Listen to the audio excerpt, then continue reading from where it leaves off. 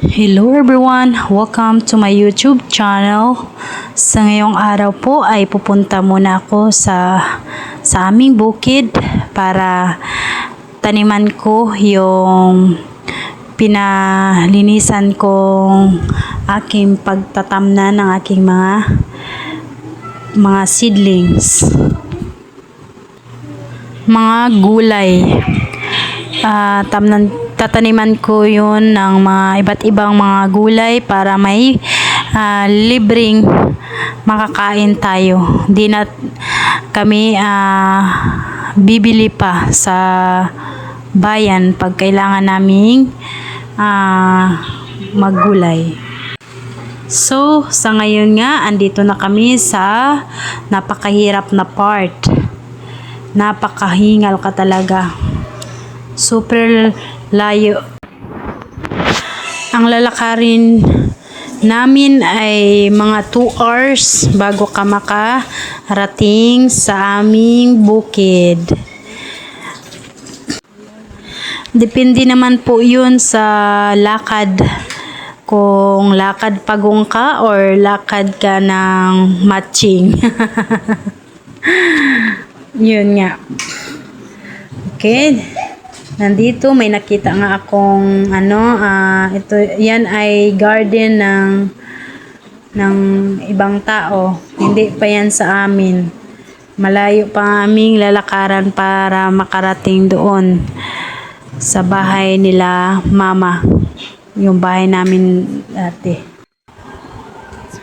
Yan yung sa likod ko ay tinataniman nila yan ng mga gulay at iba't iba pa. Kung ano pa ang pwedeng maitatanim. Pwede rin yung palay sa bukid. Yan, ipakita ko muna yung view sa bukid namin.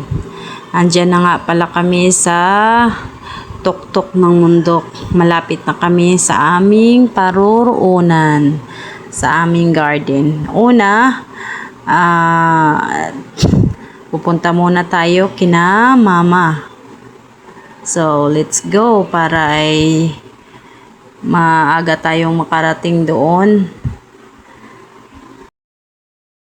Na nga, dyan ay napakatarik talaga.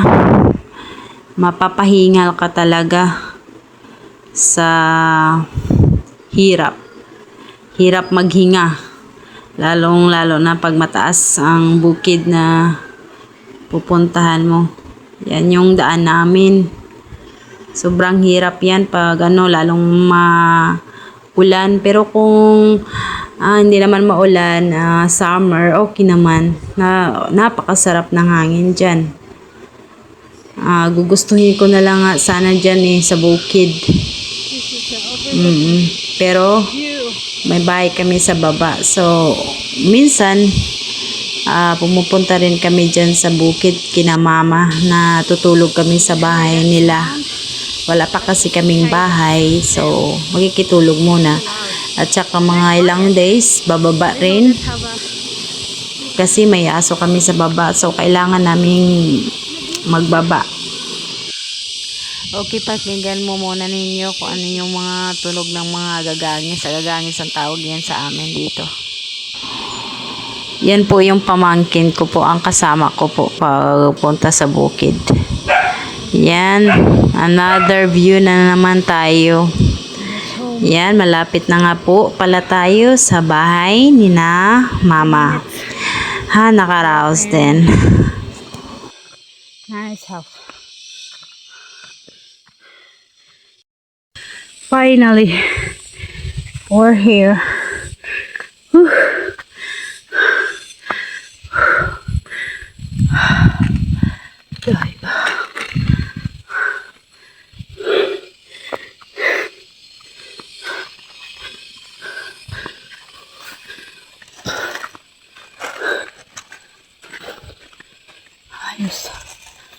This is our sand.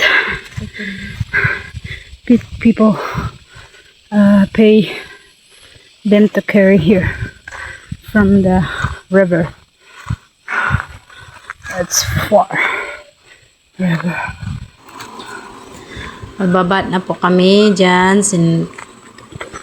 kina mama bahay. Yan yung bahay ng brother ko. Okay, let's see around. Napakaganda naman talaga dyan, lalo na tuwing hapon, umaga, yung tuwing nagkakape ka, no? Ang sarap talaga sa pakiramdam. Gugustuhin ko na lang talaga sa bukid. Pero hindi kami mag-i-stay ng matagal kasi mayroong aso kami sa baba. So kailangan namin bumaba mga ilang days or kasi baka maubos niyo yung pagkain.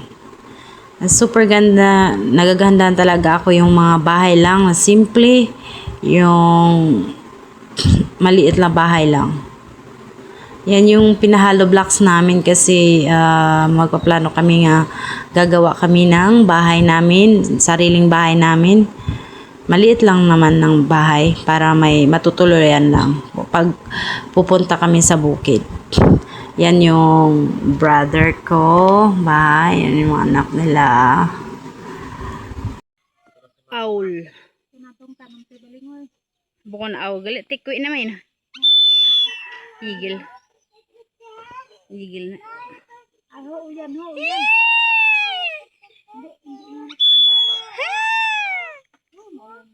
Buko naman ako.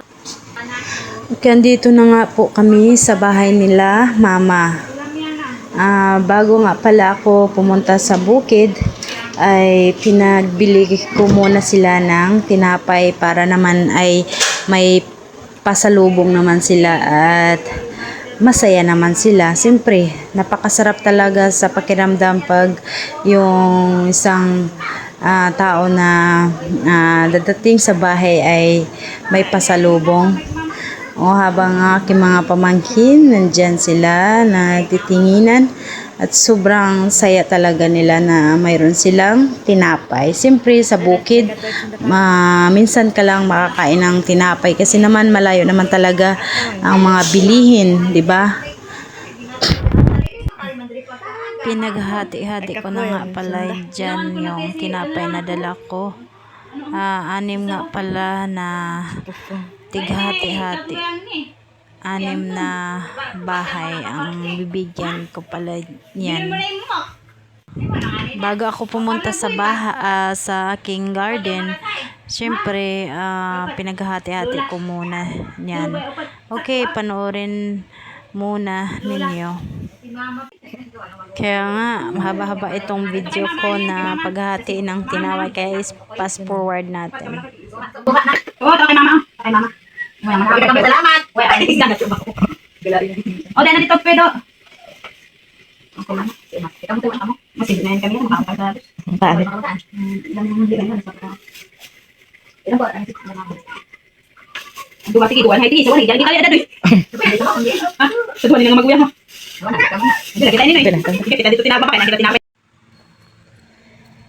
Kaya nung dumating kami, nadatnan namin sila mama, tatay na nagtatanim sila ng palay sa kanilang kaingin or garden.